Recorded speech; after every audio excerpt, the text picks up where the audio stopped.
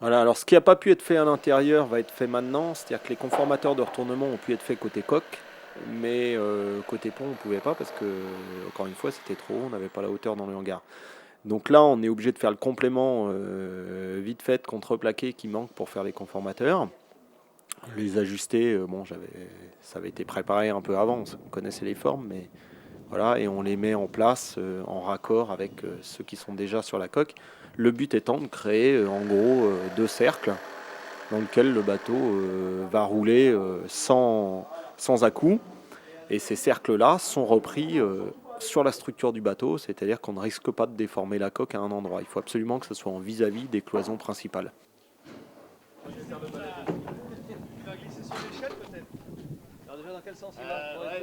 Il y a quelques trucs à mettre avant de retourner, dont le puits de dérive, parce que c'est pareil, on va pas soulever le bateau une fois qu'il sera dans le chantier. Donc ce puits de dérive qu'on avait fabriqué à côté, on était obligé d'attendre que le bateau soit dehors pour l'enfiler dedans. Il faut juste, il n'y a pas à le coller, c'est juste l'enfiler, bon, finir le dernier ajustage, et le mettre dans son logement et le bloquer provisoirement, il sera collé plus tard.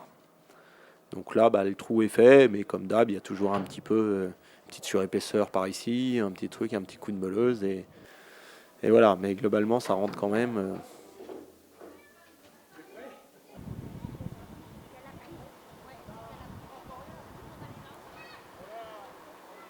Les conformateurs sont prêts. Il n'y a plus qu'à faire rouler. On décale le bateau en espérant qu'il ne parte pas à rouler tout seul. Normalement non. Et là, c'est la grue en fait qui l'aide au démarrage à rouler et qui ensuite va freiner la descente de l'autre côté. Mais là, le problème, c'est d'ajuster constamment les longueurs pour pas que ça parte trop vite dans un sens ou que ça revienne dans l'autre sens. Donc c'est pour ça qu'on a du monde qui assure au bout. En fait, eux, ils assurent le réglage pour que les quatre élingues travaillent toujours en même temps.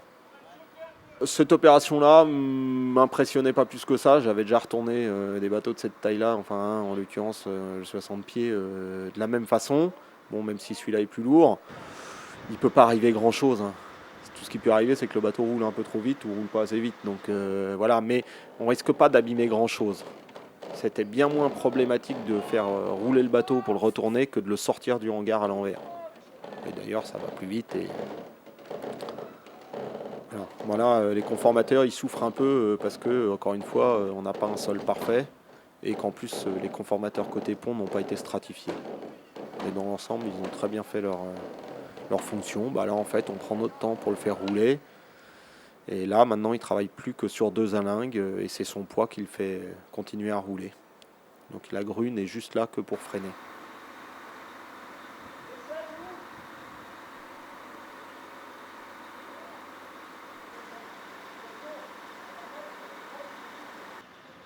Et là, il se stabilise. En fait, il est à une position stable. Euh, donc là, on change, on déplace les élingues pour finir parce que là, il faut que la grue retire à nouveau sur l'autre livet pour finir son tour. Ah ben là, c'est un moment sympa parce que ça y est, pour la première fois, on voit le bateau à peu près dans le bon sens et surtout, on le voit dans son ensemble.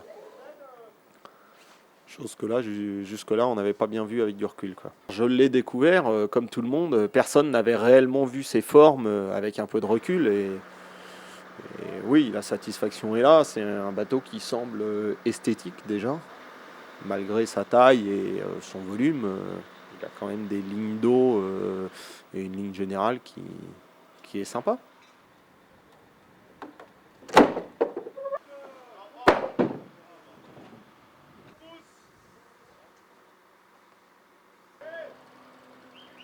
Donc voilà, bah là c'est le moment de vérité. On sait combien il pèse maintenant.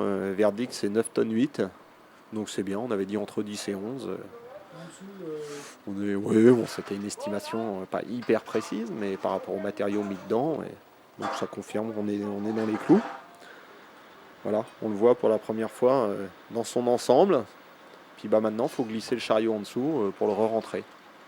Alors ce coup-ci, on peut utiliser un vrai chariot à bateau, un chariot hydraulique, qui est quand même un peu juste en taille, hein, mais il n'y a pas beaucoup de gros dispo. Donc, mais en charge, ça le fait sans problème. Il y a juste un inconvénient, c'est qu'il est un peu court, c'est-à-dire que le bateau dépasse beaucoup devant et derrière. Mais L'avantage du chariot hydraulique, c'est que là, pour passer le dévers, on n'a pas de problème, puisqu'on peut jouer sur l'assiette grâce au vérin. Non mais on va le rentrer plutôt par ce côté-là et après tu iras. Là c'est droit. C'est droit là. Hein? Tu redresses encore. Ça, c'est ce qui surprenait tout le monde déjà, savoir s'il sortirait à l'envers et s'il re-rentrerait à l'endroit. Moi, j'avais quand même vérifié sur des plans, quoi. Mais ça a impressionné tout le monde et on a vraiment la sensation par moment que le bateau ne va pas rentrer. Là, on se dit que c'est pas possible, ça peut pas rentrer, que ça passe pas en hauteur, en largeur, et si pourtant. On va passer, ça passe là. On est à Thierry, on est en haut. Ça paraît calculé au plus juste, ça a été vérifié, quoi. On peut pas dire que ça a été calculé puisque le hangar n'a pas été fait spécialement pour, mais on n'a pas à découper soit les cloisons du bateau, soit le hangar. Non c'est bon pour l'instant. Alors, une fois à l'intérieur, on voulait le positionner idéalement pour optimiser le travail, parce qu'on est encore là pour un moment dans ce chantier, pour qu'on tourne facilement autour, qu'il y ait de la place pour les machines, et surtout en se disant qu'on ne peut pas rebouger le bateau. Après, il va être calé définitivement sur sa quille, sur une ligne de thym, classiquement. Après, une fois le bateau calé dans le chantier et bien calé, donc définitivement pour qu'il y reste 2 ans, on en est à un tiers du chantier. Là, hein. Quand la coque est faite, c'est un tiers, un petit tiers du chantier. Après, c'est un autre tiers pour tout ce qui est menuiserie, aménagement, et encore un tiers pour l'équiper ce bateau. Donc, non, c'est une bonne tranche de fait, mais on n'est pas encore au bout du truc.